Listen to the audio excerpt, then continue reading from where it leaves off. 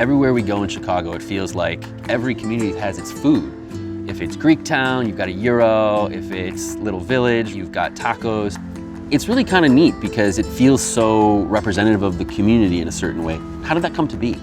You know, like a lot of amazing things in Chicago, I think it's a combination of folks in these ethnic enclaves bringing pieces of the old country to America and then Americanizing it, right? Or Chicagoizing it, as the case may be. And I think that's how it was born in this very unique Puerto Rican neighborhood. But Puerto Ricans didn't just come to Chicago to chase the American dream. Their community here speaks to the effects that U.S. colonialism has on their island home. The U.S. and Puerto Rico, they have a very complicated relationship. It's deeply rooted in a practice of colonialism. On July 25th, 1898, General Nelson K. Miles entered Puerto Rico with 16,000 troops and literally occupied the island. Every aspect of Puerto Rican life was impacted after 1898. Puerto Rico became literally an extension of the U.S. economy. It is the dire economic situation that Puerto Ricans were facing that led to this massive migration. Between 1946 and 66, that 20-year period would see almost 1 million Puerto Ricans leaving Puerto Rico through what is known as the largest airborne migration of any people at that time. And to live in Chicago meant you lived in particular areas. There were actually signs on the rental buildings that would say, no Puerto Ricans, no dogs, and no blacks. So if you look at Chicago, we had these small communities, but these were communities that were pretty much areas that had already begun to be disinvested. They were areas where most people would not want to live. And right about the 1950s, the Puerto Rican homies started coming up, but they set up shop in what we called La Clark, which was in Lincoln Park. And because of Chicago politics as it is and as it can be from time to time, they kind of get pushed out with the construction of Carl Sandburg Village. And so they move south to Division Street, plant their flags. The previous generation realized that every time we're moved, we get poorer. But every time the new community moves in, they magically get wealthier, and we realize it's not magic, it's good old-fashioned redlining and resegregation of the city.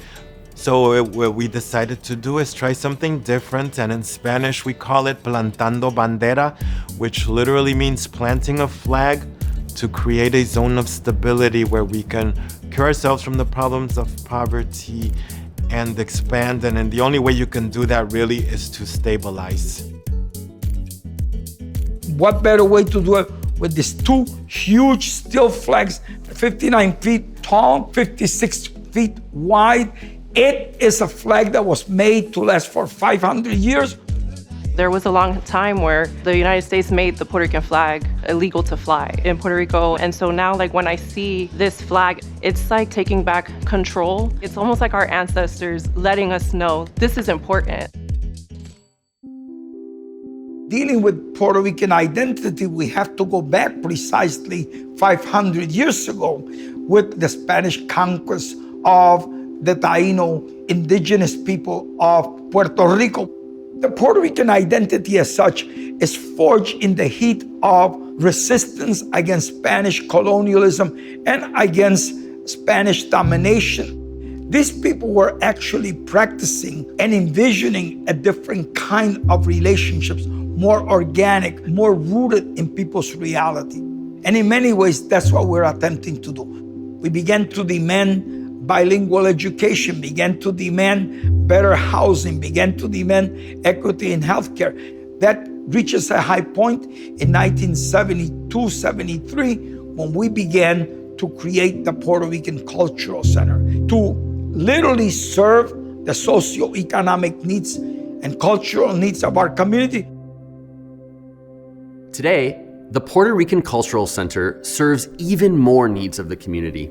It's in part because of these services that no businesses closed on the Paseo during the pandemic, and why Humboldt Park's next generation of leaders is so well equipped to continue the fight. I tell folks all the time, I'm proof of concept that when we invest in our young people, that when we teach them their history, that when we are culturally and linguistically competent, and that we do things with radical love in mind and in heart, it transforms people's lives. I grew up in a household with folks that struggled from substance abuse, living in profound poverty and not truly understanding why and how that is. I remember getting into a physical altercation with a young person that made comments about my mother's drug addiction. And I remember immediately after that incident, I was expelled. There was no restorative process, no due process, and I ended up at Albizu Campos. The institution itself started in 1972.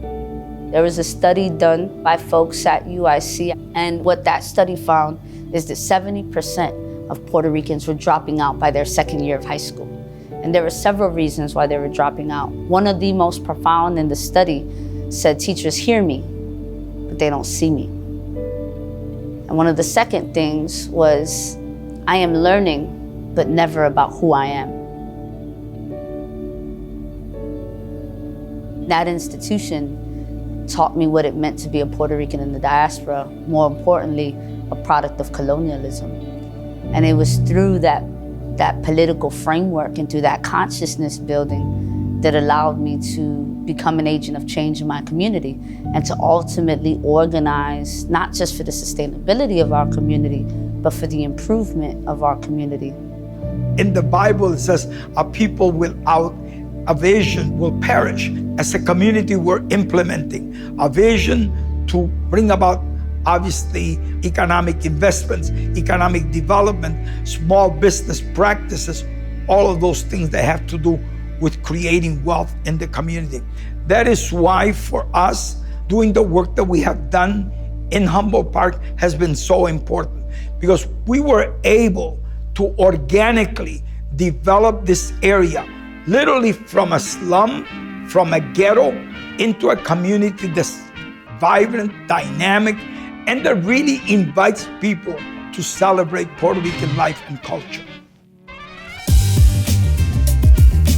You coming through here and you feel that energy, like there's something about here, the food, the people, the music. You can see the people playing dominoes and the live music and the tambones and the people singing, the inspiration, the energy. The energy is pride, it's culture, it's life, you know, just a little bit of everything. It's spunk, spark. We have probably one of the greatest collections of public art anywhere in Chicago. Over 70 murals in this area. We have art on everything: planters, garbage cans, sidewalks, buildings. Humboldt Park is full of art because it is a direct expression of the people that are here. You know, when you think about Puerto Rican culture, it's vibrancy. It's a feeling of being alive. Some of the problems that we see in the island are replicated here in the diaspora. So as an artist, I feel that art can serve as a way to articulate those problems and to publicize them. So our artwork is it's a big deal because when you walk by it, you see yourself in it. The community that we see today has been built by the very families that entered here and then were left alone. And because we have built this community to be what it is, this community is not just a place where we rest our heads, but it is a place where we tell our stories, where we break bread with our neighbors, where we drink our coffee, where we have our dinners, where we watch parades tell the story of generations, where we watch business open their doors and bring a new economic engine to a community. It is absolutely an experience to be somewhere like Humboldt Park or even Paseo Boricua. And that's what makes this community so unique and worth fighting for. These days, the Puerto Rican community in Humboldt Park is seeking new ways to protect the identity of the neighborhood. And thanks to a new program for state-designated cultural districts, they'll be able to officially call a part of this neighborhood Puerto Rico Town. We wanted to speak about what kind of city do we want? And I think out of those discussions, we came with the idea that in the 21st century, every city in the world should reflect the world in the city. Who doesn't want to experience the city in that way? When I go to Chinatown, a little village, or I go to Bronzeville, it is such a beautiful experience to feel like you are crossing continents. You would come here, it was like you crossed the portal and you find a spot like it's exactly like Puerto Rico. Like, I can't buy the ticket to go back home to my mom, but I can go and catch something that tastes exactly like how she could make it. It serves as a space that I can go, be myself, and feel safe, having like my culture validated as part of the diversity that is part of Chicago. Those simple things make you feel home. No matter how far you are, you home.